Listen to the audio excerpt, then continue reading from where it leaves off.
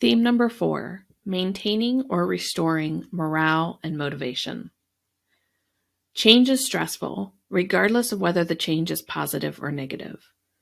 Organizational change typically leads to decreased morale and motivation prior to, during, and after the change. There may be fear, anxiety, nervousness, excitement.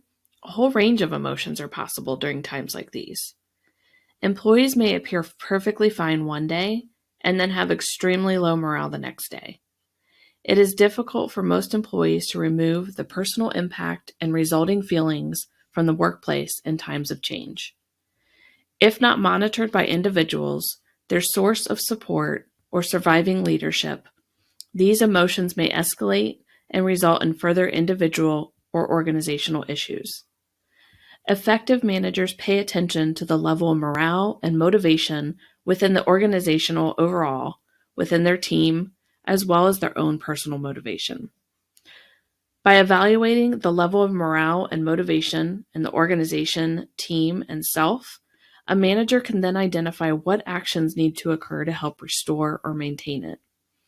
Communication is critical throughout the change, including the need for managers to ensure that they are aware of what types of actions and words impact employees' morale and motivation levels. Priyanka's story. It had been a full 2 weeks now since the downsizing occurred, and 34 people out of 224 total employees officially left the organization. Priyanka was doing her best to move on, and she realized her ability to hold things together was a saving grace to the surviving employees on her team. The challenge was that the downsizing felt like it came out of nowhere, and within a week of the announcement, laid-off employees were handing in their badges and walking out the door one last time. Priyanka had only been a manager for 8 months and was still getting the hang of how the world of management in an operations environment worked. She was extremely thankful to have a strong mentor in Mike, the department manager in marketing. He helped her through the last couple months when the organization's most difficult times were upon them. Mike had experienced downsizing before with 2 other organizations in his career and gave Priyanka advice that really helped her build trust with her employees and began to build a foundation for the post-downsizing environment in the months ahead. Through the downsizing, Priyanka lost a total of 2 of her then 11-person team. With the remaining 9 employees, she was most challenged with increasing morale and motivation. They were performing at the minimum standards, which she was thankful for. She was well aware not all teams were keeping up at this point. Her concern was that it wouldn't take much for a slump to occur, and picking up from the current state would be a whole lot easier than waiting for something to happen. She had a meeting scheduled with Mike for the next afternoon, and she decided to write a few thoughts down so she wouldn't forget. How can I work with my team to improve our results?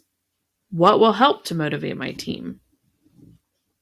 When it came time for Priyanka's meeting with Mike, she was glad that she had written down her thoughts the day before. She'd had so much going through her head since the day the change was announced that she was fearful she would have completely forgotten what her thoughts were. She shared her thoughts with Mike and asked him what ideas he had. Thankfully, Mike had read 2 books in the last year that really spoke to Priyanka's questions. Start with Why by Simon Sinek and The Truth About Employee Engagement by Patrick Lencioni. He recommended first that Priyanka read these and promised to bring his copies in for her. After reading both books, Priyanka felt like she had an epiphany.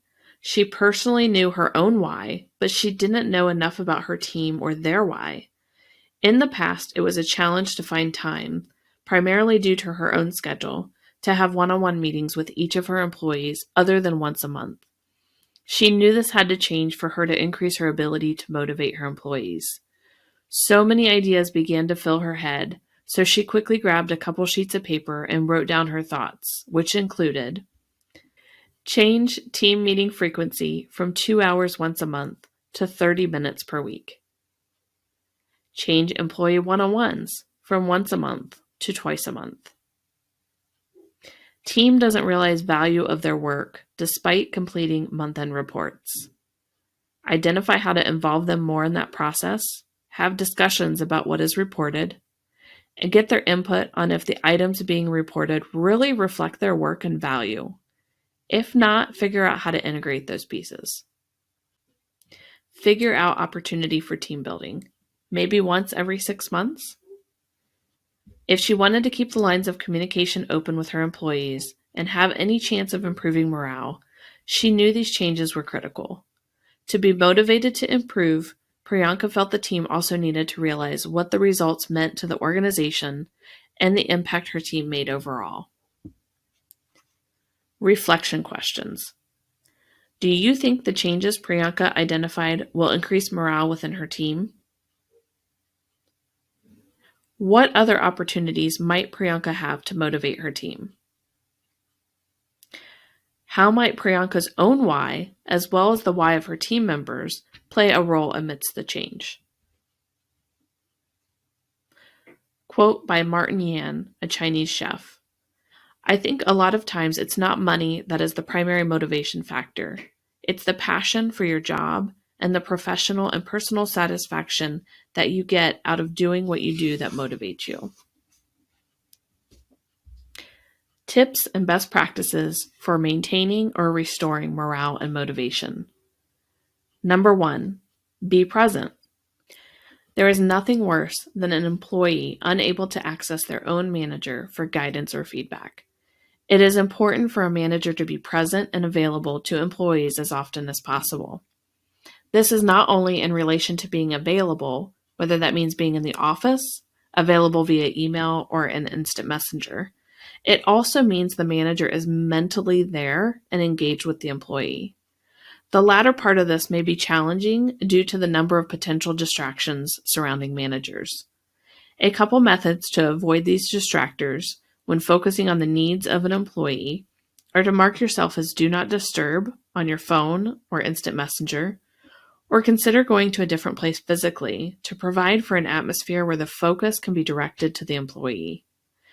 Giving this focus to an employee helps to build trust. Number 2, be aware.